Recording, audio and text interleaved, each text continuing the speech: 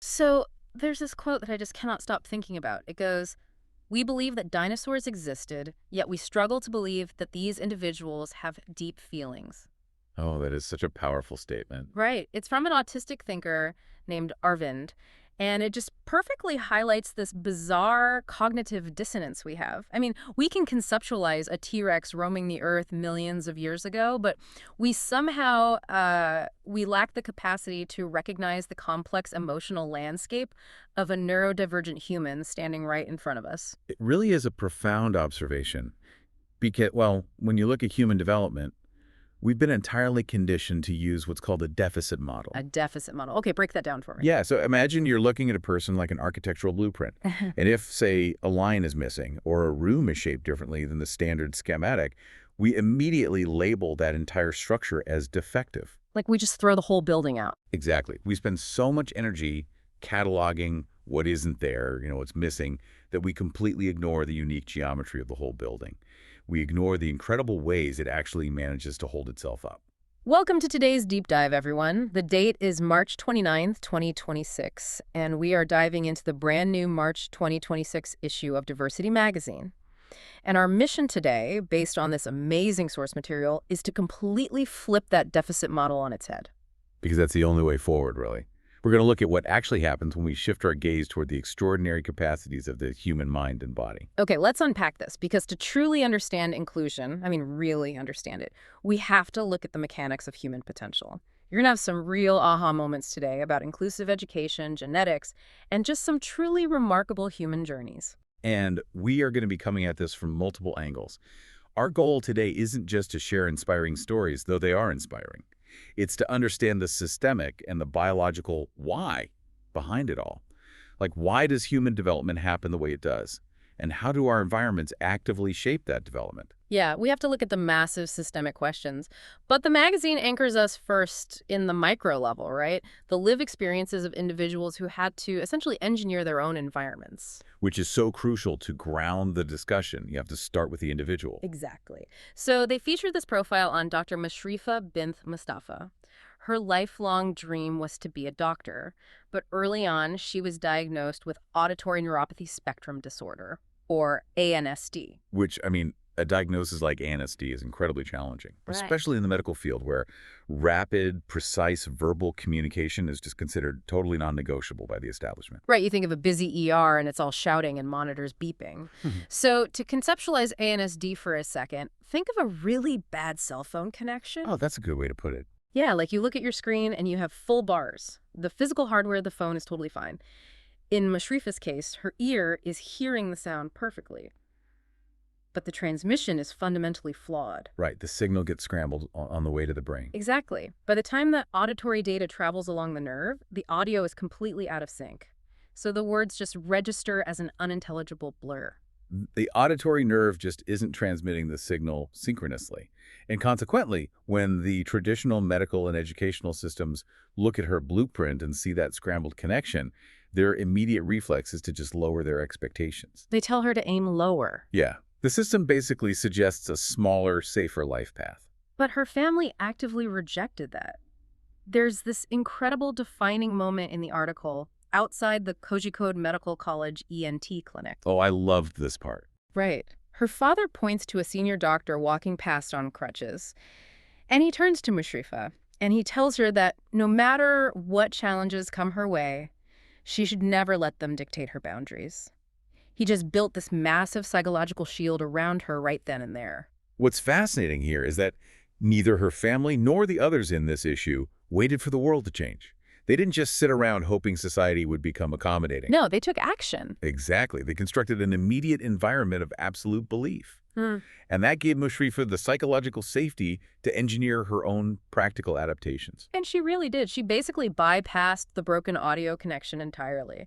She mastered lip reading. She trained her brain to rely heavily on visual cues to construct all that missing context. Which is an incredible cognitive feat. It is. And even when she made it into medical school, people were still skeptical. They were like, how can someone with her hearing profile possibly use a stethoscope? The deficit model again, just assuming it's impossible. Right. But a mentor in her hometown gifted her this highly sensitive Littman cardiology stethoscope. And she actually learned to isolate and interpret the subtle, low-frequency sounds of the human body. And today, she is pursuing her postgrad in pathology at Trisser Government Medical College. I mean, she literally built new neural pathways to bypass a hardware issue. It's amazing. And that same concept of environmental engineering, you see it in the magazine's profile of Udaya and Meenakshi and their son, Ram. Yeah, Ram's story is incredible. He received an autism diagnosis at age 2, and the initial prognosis his parents got was basically just an itemized list of all the milestones Ram would supposedly never reach. It was the absolute purest form of the deficit model, just a list of can'ts. Exactly. But instead of asking what Ram wouldn't be able to do, his parents pivoted entirely. They asked, what if we mobilize every possible resource to find out how his specific brain actually wants to learn? And they leaned heavily into the VARK framework to do that. VARK. Break that down for us. Sure, so VARK stands for visual, auditory, read-write, and kinesthetic learning. It's essentially an acknowledgement that information processing is not monolithic. We don't all learn the same way. And his parents were so dedicated. Meenakshi actually left this high-level software career in the U.S., relocated to India, and became his shadow teacher just to implement this framework. Which is a massive sacrifice, but it speaks to that environment of absolute belief. Yeah. And his father, Udaya, took a really unconventional approach. Instead of trying to force Ram to read standard computer science textbooks, just reading text on a page, he handed Ram an actual Linux server to experiment with. Wait, the whole server? An actual Linux server instead of a book. See, from a developmental psychology perspective, that is just a brilliant intervention. Because a child navigating autism is often overwhelmed by the unpredictable, highly nuanced variables of neurotypical social interactions. It's just exhausting for them, right? Yeah, completely exhausting.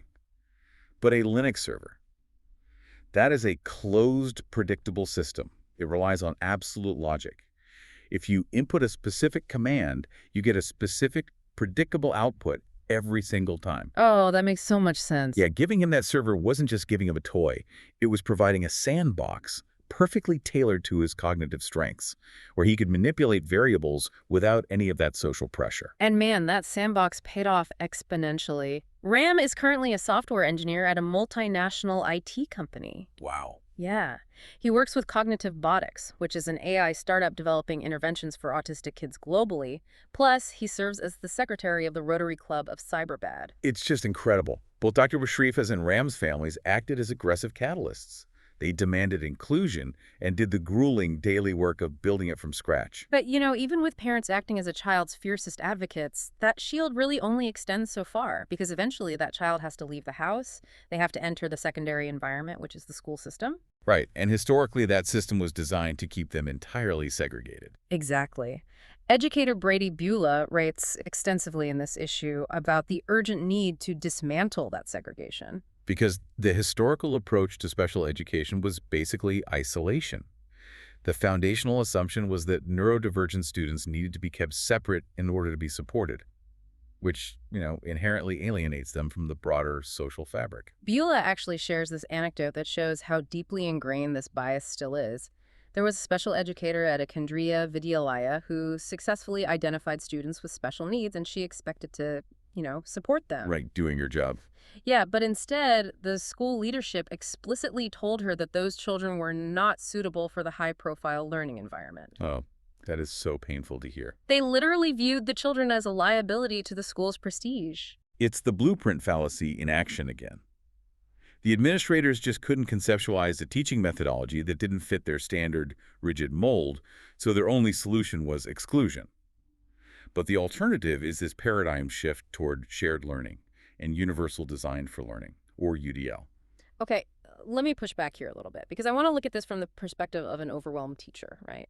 Isn't it genuinely harder on the educators to manage a mixed classroom? Practically speaking, if you integrate a neurodivergent child into a mainstream physics class, doesn't that require the teacher to slow down the curriculum for everyone else? I hear that a lot, actually. Yeah. It's a really common concern. But it stems from a fundamental misunderstanding of what shared learning actually is. Okay, how so? Well, UDL is not about dragging a student into a mainstream room, lowering the standards, and just hoping for the best. It's about fundamentally redesigning the delivery of information. So you aren't just teaching one lesson and forcing everyone to absorb it the exact same way. You're building multiple cognitive on-ramps to the same concept. Ah, I see. So instead of just a verbal lecture, you're layering in different sensory experiences. Precisely. Let's take your science class example. UDL means utilizing high-quality tactile models. So a visually impaired student can physically feel the cellular structure to understand it. Oh, that's brilliant. Right. But simultaneously, the neurotypical students in that same room are benefiting from a hands-on 3D spatial learning experience that a flat textbook just cannot provide. It involves integrating screen readers for writing assignments or using adaptive instruments in the arts.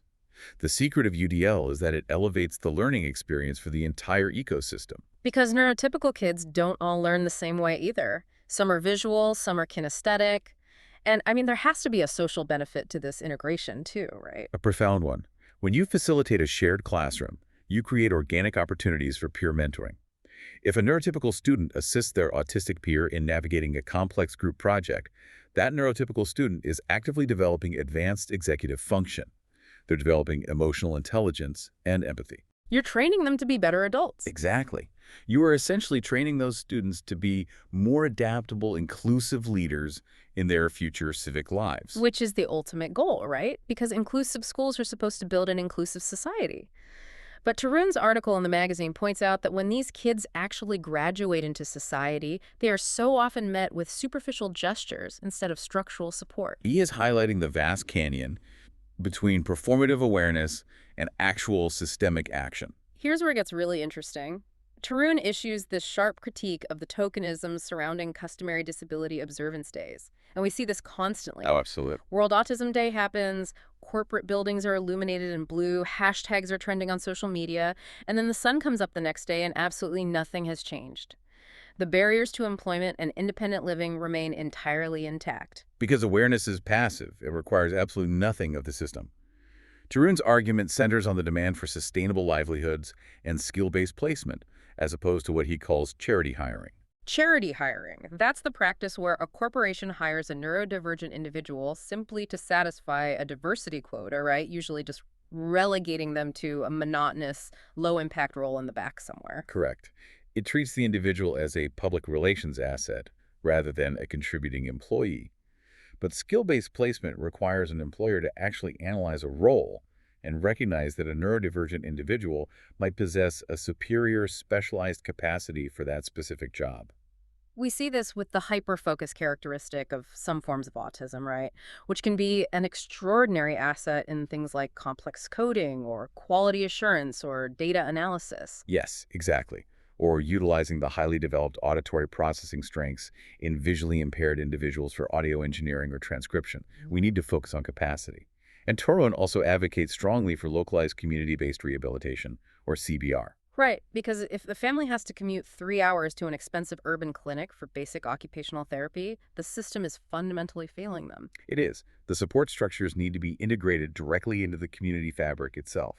Which brings us back to Arvind, the autistic thinker we quoted at the very beginning of this deep dive.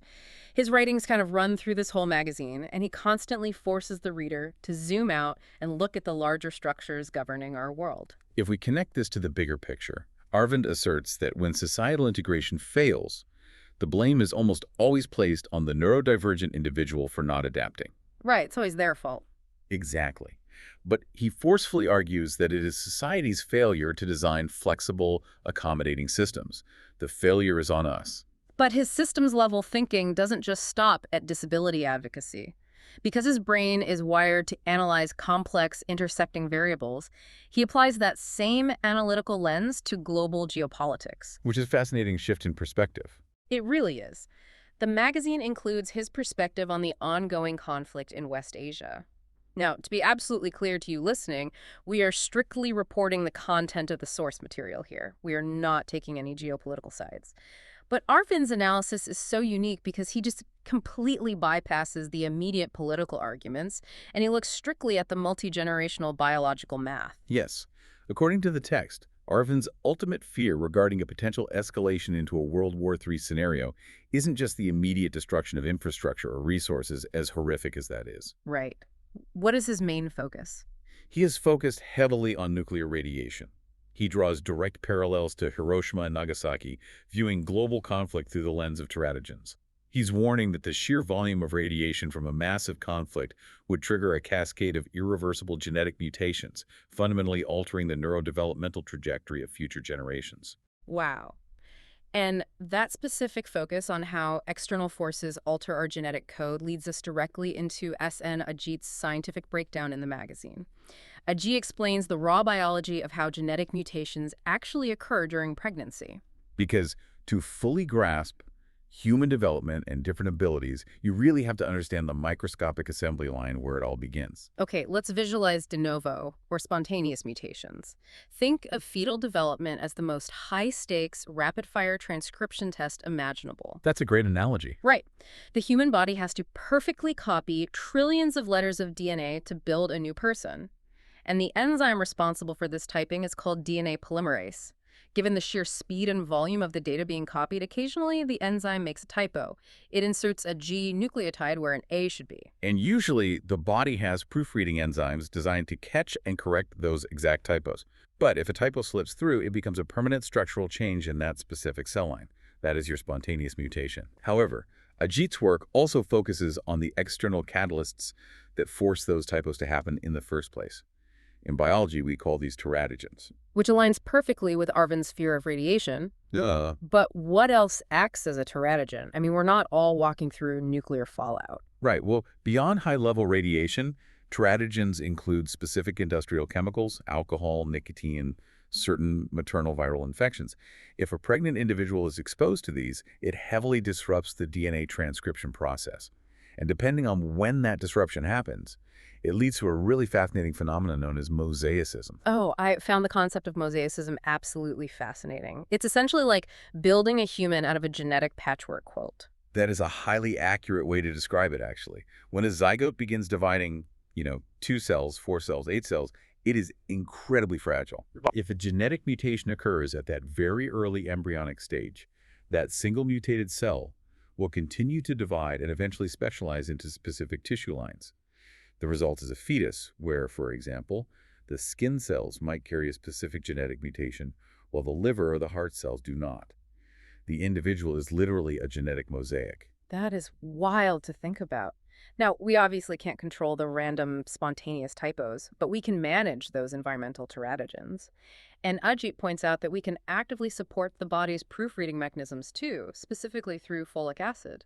Well, the role of folic acid just cannot be overstated here. It is not merely a prenatal vitamin.